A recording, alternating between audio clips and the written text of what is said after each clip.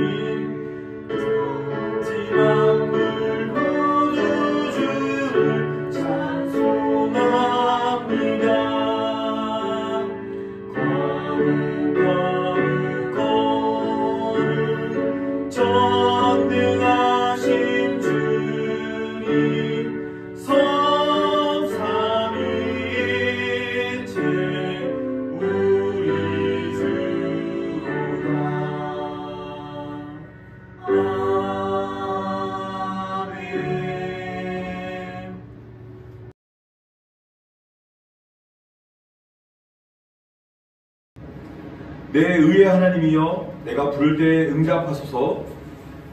곤란 중에 나를 너그럽게 하셨사오니 내게 은혜를 베푸사 나의 기도를 들으소서. 인생들아 어느 때까지 나의 영광을 바꾸어 욕되게 하며 헛된 일을 좋아하고 거짓을 구하려는가. 여호와께서 자기를 위하여 경건한 자를 택하신 줄 너희가 알지어다. 내가 그를 부를 때 여호와께서 들으시리로다. 너희는 떨며 범죄하지 말지어다. 자리에 누워 심중에 말하고 잠잠할지어다. 의의 제사를 드리고 여호와를 의지할지어다.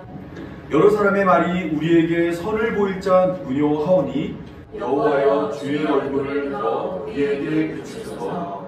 주께서 내 마음에 두신 기쁨은 그들의 곡식과 새 포도주가 풍성할 때보다 더하니이다. 내가 평안히 눕고 자기도 하리니 나를 안전히 살게 하시는 이는 오직 여호와시니이다. 아멘.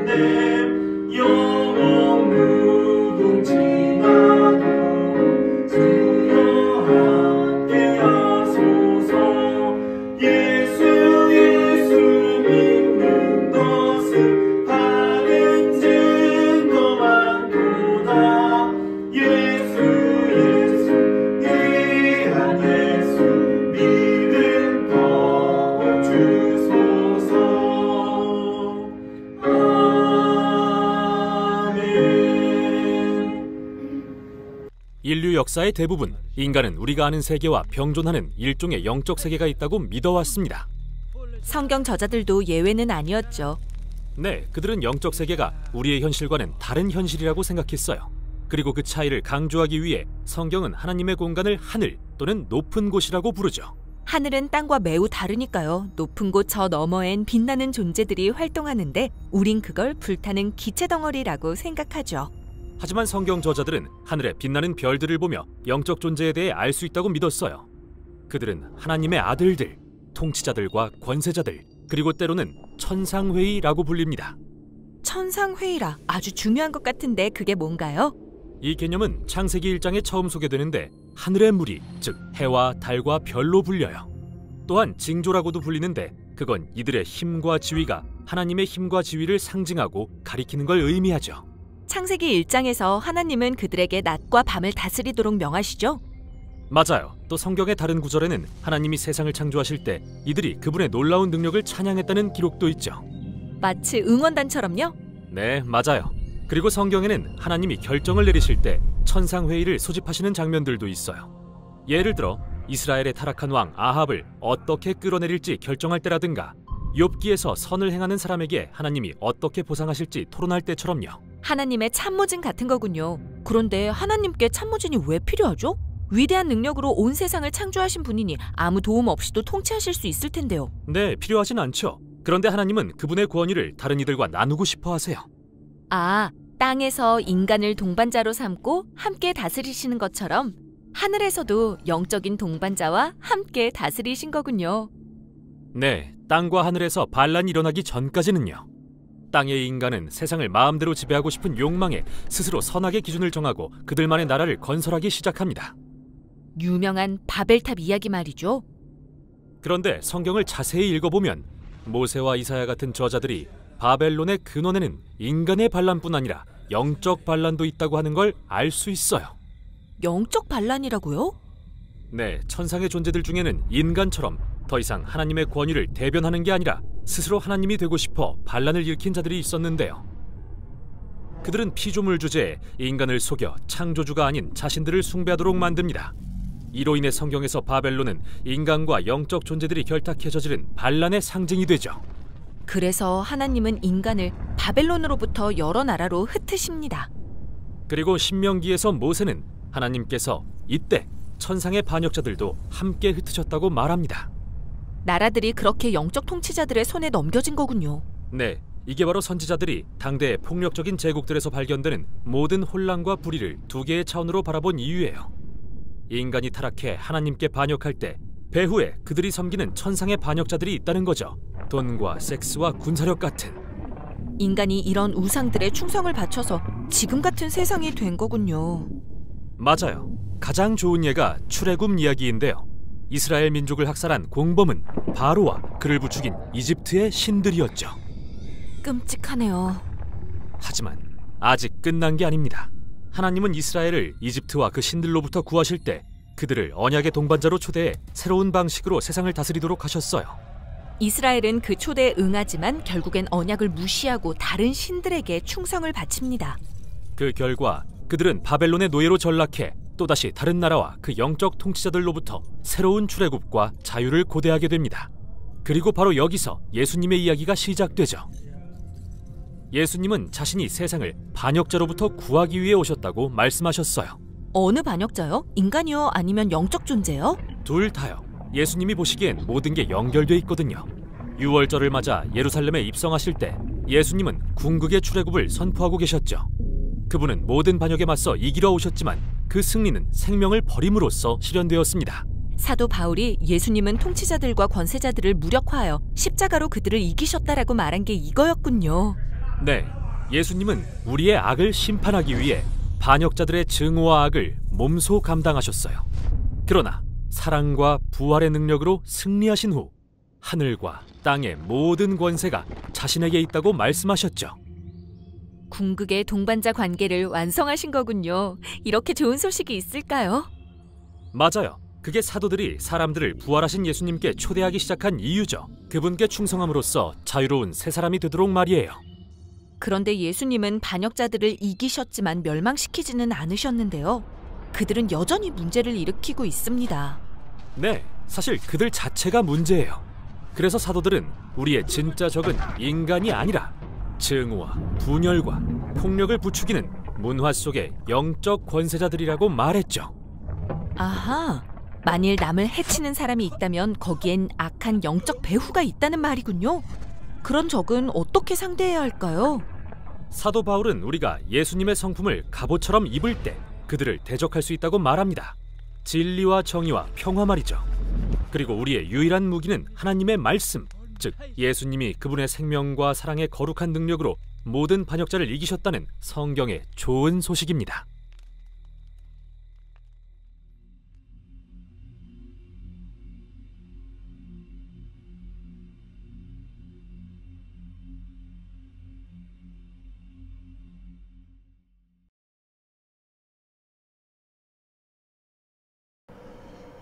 네, 우리 다 같이 함께 하나님 말씀 보도록 하겠습니다. 네, 다 같이 보실 하나님 말씀은 갈라디아서 2장 20절 말씀입니다. 제가 읽도록 하겠습니다. 내가 그리스도와 함께 십자가에 못 박혔나니 그런즉 이제 내가 사는 것이 아니요 오직 내 안에 그리스도께서 사는 것이라. 이제 내가 육체 가운데 사는 것은 나를 사랑하사 나를 위하여 자기 자신을 버리신 하나님의 아들을 믿는 믿음 안에 사는 것이라. 네, 우리는 성도의 탄생이란 주제로 믿음은 아는 것에서 시작해야 하고 성경을 통해 하나님을 알아야 하며 성경은 옛 언약과 새 언약으로 채워져 있고 옛 계명에서 새 계명으로 흘러가며 처음 창조된 세상에서 새 하늘과 새 땅에 이른다는 것을 살펴보았습니다. 오늘은 이와 같은 새 하늘과 새 땅에 들어갈 사람은 옛 사람이 아니라 새 사람이라는 것을 함께 살펴보도록 하겠습니다. 네, 하나님은 천지와 만물을 창조하며 여섯째 날 사람을 창조하였습니다. 이때 사람은 모든 피조물과 구별되는 특별함을 가집니다. 하나님께서 자기 형상, 곧 하나님의 형상대로 사람을 창조하셨기 때문입니다. 하나님은 자기 형상으로 지음받은 사람에게 복을 주시며 생육하고 번성하여 땅에 충만하라, 땅을 정복하라, 바다의 물고기와 하늘의 새와 땅에 움직이는 모든 생물을 다스리라 명령했습니다. 하나님이 온 세상을 다스리는 것처럼 하나님의 형상으로 지음받은 사람도 다른 모든 피조물을 다스리게 한 것입니다. 사람의 다스림은 아담의 이름짓기를 통해 나타납니다. 고대 근동사회에서 이름을 짓는다는 것은 이름을 부여받은 자에 대한 소유권과 통치권을 의미합니다. 아담의 아내가 선악과를 먹었을 때 하나님은 남편이 너를 다스린다 말을 했고 남편 된 아담은 곧장 모든 산자의 어미라는 뜻의 하와의 이름을 붙여주었습니다. 이러한 이해 아래 아담은 하나님이 흙으로 지은 모든 피조물의 이름을 붙여주었습니다. 아담이 모든 피조물을 향한 다스림을 시작한 것입니다. 하지만 아담의 다스림은 오래가지 못했습니다.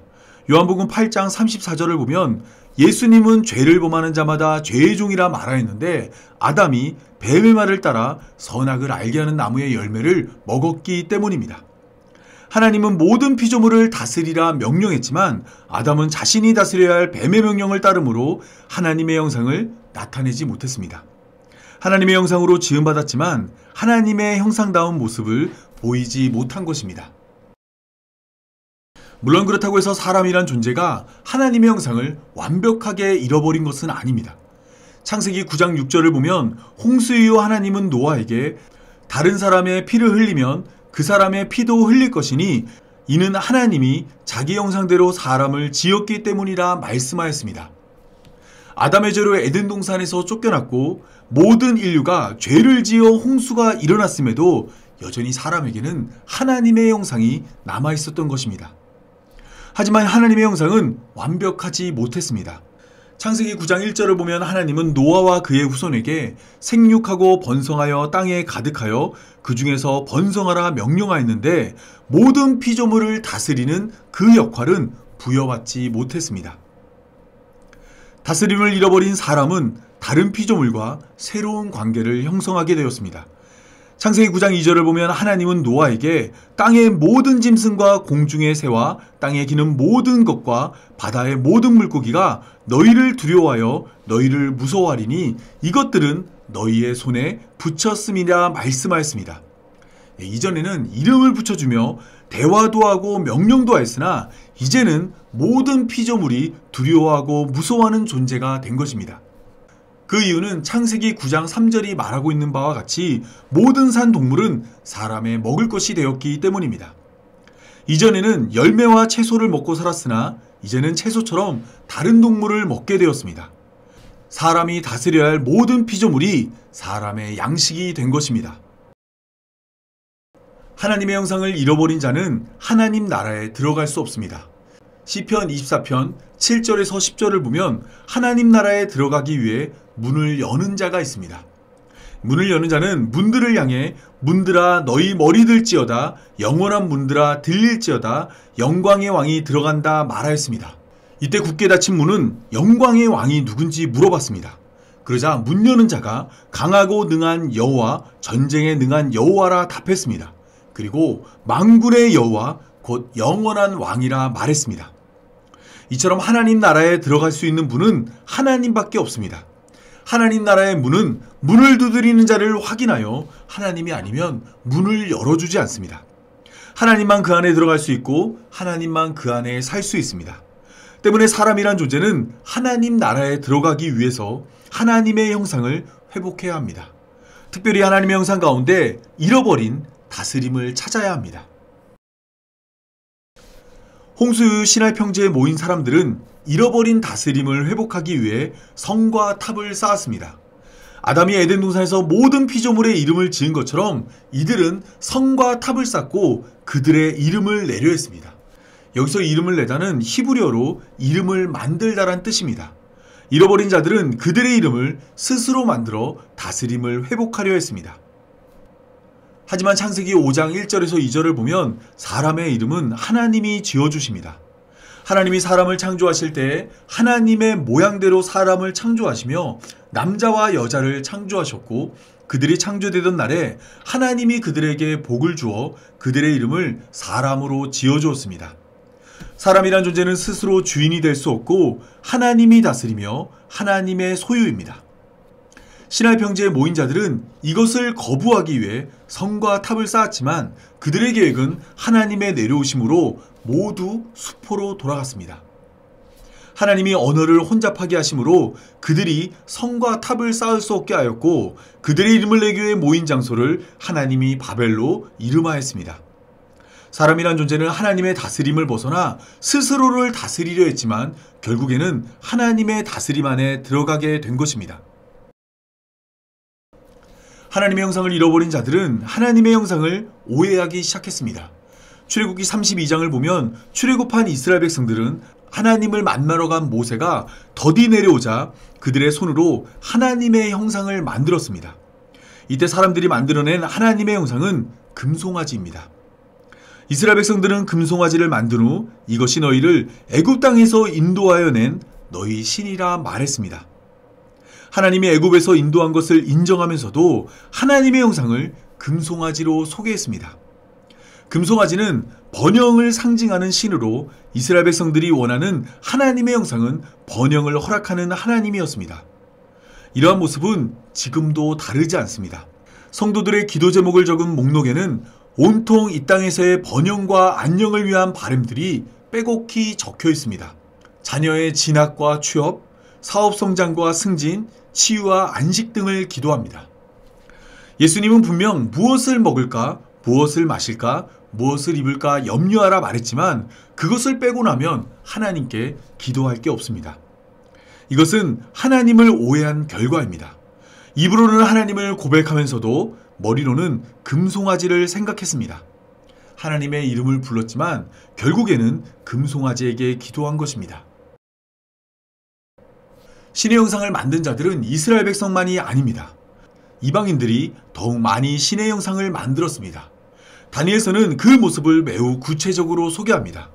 다니엘서 3장 1절을 보면 바벨론의 느부갓네살 왕은 바벨탑이 신할 평지에 세워진 것처럼 두라 평지에 신상을 세웠습니다.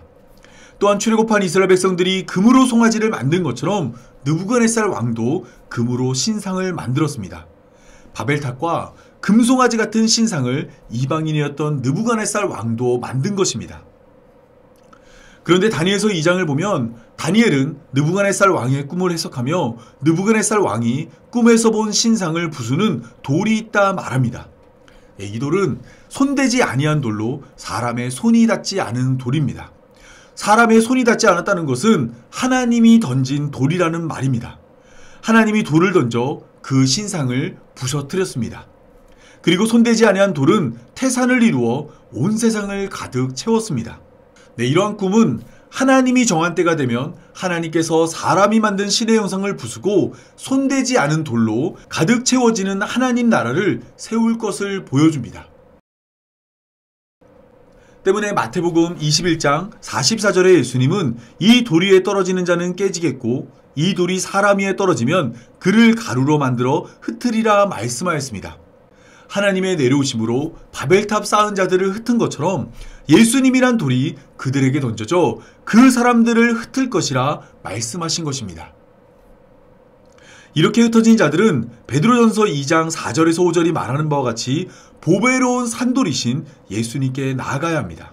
하나님께서 예수님을 건축자의 버린 돌처럼 이 땅에 던지셨고 그 돌이 모퉁이 돌이 되어 우리도 산돌같이 신령한 집으로 세워지기 때문입니다. 예수님은 왜곡된 하나님의 형상을 부순 후 우리에게 잃어버린 하나님의 형상을 허락하십니다. 예수님이 허락하는 하나님의 형상은 예수님 자신입니다. 그러니까 우리가 하나님의 형상으로 지음받았지만 우리는 죄로 인해 하나님의 형상을 잃어버렸고 예수님께서 이 땅에 내려와 우리에게 하나님의 형상을 허락하십니다. 이때 하나님이 허락하는 하나님의 형상은 예수님 그 자신입니다. 골로새서 1장 15절을 보면 예수님은 보이지 아니하는 하나님의 형상이라 말합니다. 히브리서 1장 3절도 예수님은 하나님의 영광의 광채시요 그 본체의 형상이라 말합니다. 때문에 요한복음 14장 9절에서 예수님은 나를 본 자는 아버지를 보았거늘 어찌하여 아버지를 보이라 하느냐 말씀하였습니다. 예수님은 하나님의 형상으로 예수님을 본 자는 하나님을 본 것이라 말한 것입니다. 로마서 8장 29절은 하나님이 미리 아신 자들을 또한 그의 아들의 형상을 본받게 하기 위하여 미리 정하셨다 말합니다. 미리 정하셨다는 것은 예정하였다는 말로 하나님은 하나님의 형상을 잃어버린 자에게 하나님의 형상을 회복시킬 것을 계획하였습니다. 골로새서 3장 9절에서 10절은 그 모습이 옛사람과 그 행위를 벗어버리고 새 사람을 입는 것이니 이는 자기를 창조하신 이의 형상을 따라 지식에까지 새롭게 하심을 입는 것이라 말합니다. 여기서 말하는 옛사람은 고린도전서 15장 45절에서 49절에 의하면 아담의 형상으로 우리가 흙에 속한 자의 형상을 입었으나 이제는 하늘에 속한 이의 형상을 입는다 말합니다. 반드시 죽을 수밖에 없는 아담의 형상에서 영원히 사는 예수님의 형상을 가지게 된다 말한 것입니다.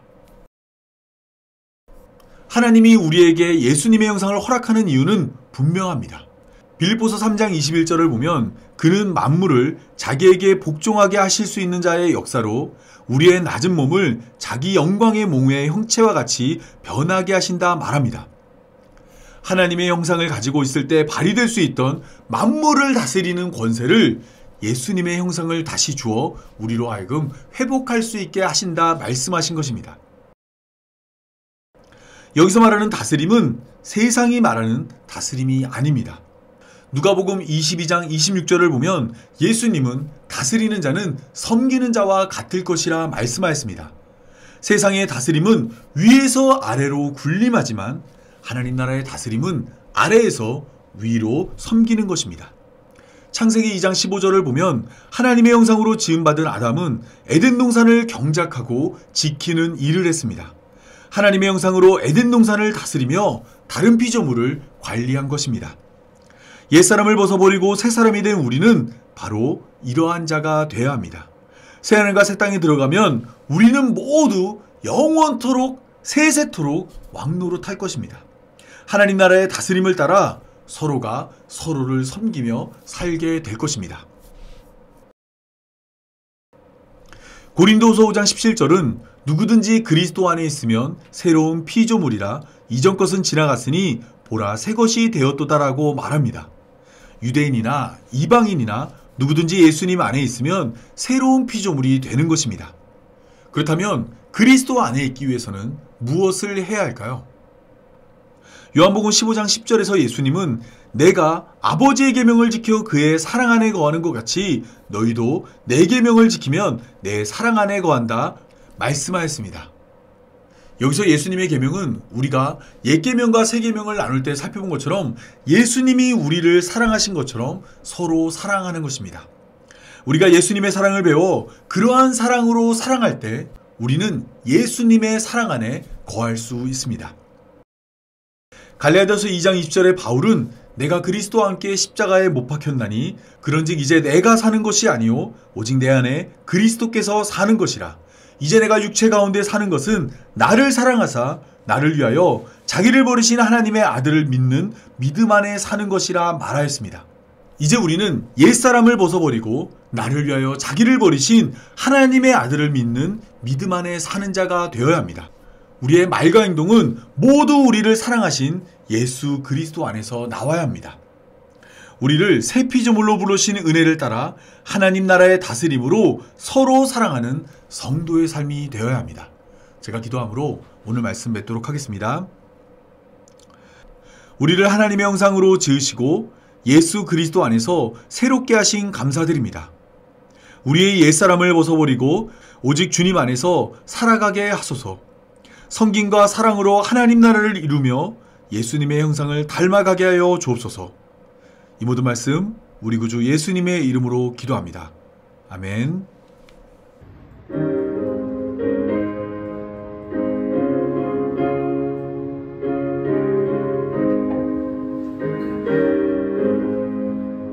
내 영혼이 종이고 중한 죄진 뻗고 보니 슬픈 말이 이 세상도 천국으로 하도다. 할렐루야 찬양하세. 내 모든 죄 사함받고 주 예수와 동행하니 그 어디나 하늘나라.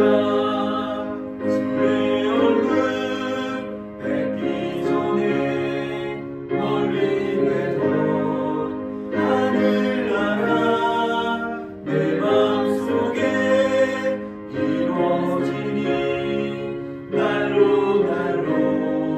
가까운다. 할렐루야 찬양하세. 내 모든 죄 사함받고 주 예수와 동행하니 그 어디나 하늘나라. 높은 산이 거친 그리 조망이나 큰 거리나 내 주 예수 모신 곳이 그 어디나 하늘나라. 할렐루야 찬양하세. 내 모든 죄 사함받고 주 예수와 동행하니 그 어디나 하늘나라. 네, 제가 축도로 오늘 예배 마치겠습니다. 이제는 우리를 위해 십자가에 던져진 우리 구주 예수 그리스도의 은혜와 우리를 하나님의 형상으로 회복시키는 하나님 아버지의 크신 사랑과 우리를 새 피조물로 변화시키는 성령 하나님의 감화 감동 인도하심이 이제부터 영원까지 하나님의 형상을 따라 살아가길 소망하는 모든 성도들 위해 영원토록 함께하길 간절히 축원하옵나이다. 아멘.